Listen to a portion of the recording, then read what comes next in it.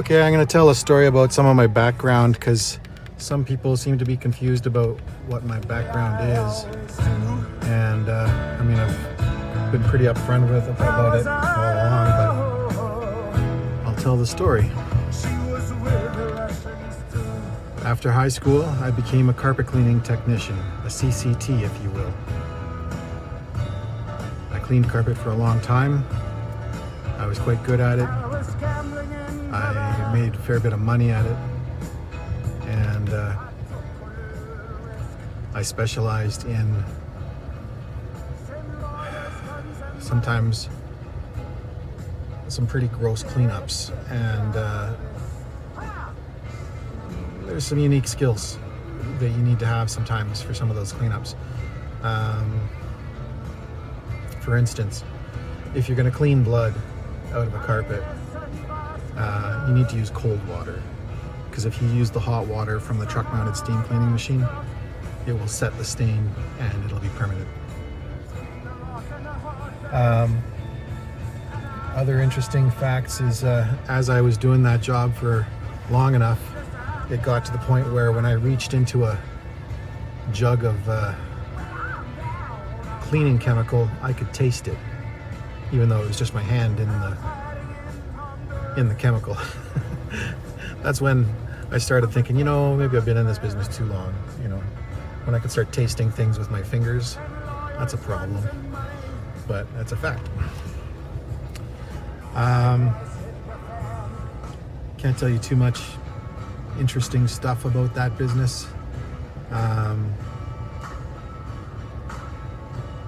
Get to go into a lot of people's homes and see how they live, and sometimes it's good, sometimes it's interesting, and sometimes it's frightening.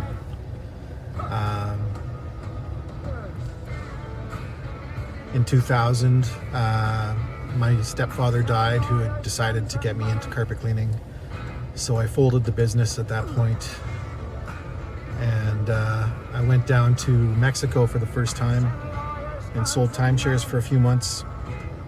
Only made one sale in that 3-month period, because honestly, it's not a job for an honest person. It's a difficult job to do and keep your integrity. So I only lasted 3 months.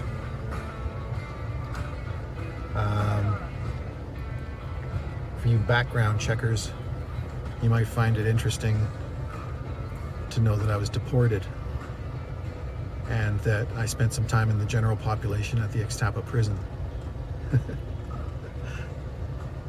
Fortunately, not very long. The accommodations were surprisingly good, and the food was surprisingly plentiful. I think they decided to deport me once they figured out that I was going to gain weight if I stayed. Anyways,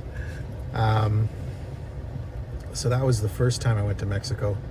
I've been back on vacation, and then I went back in about 2010 or 2011 and worked for a year.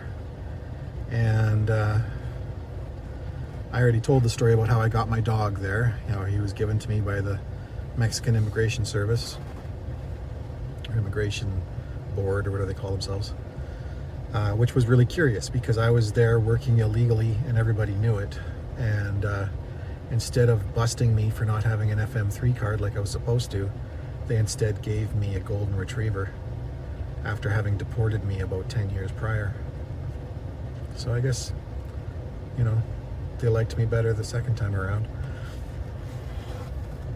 And what else can I tell you? I don't know. There's lots to tell, but there's only so much you can tell, and some things are better left unsaid.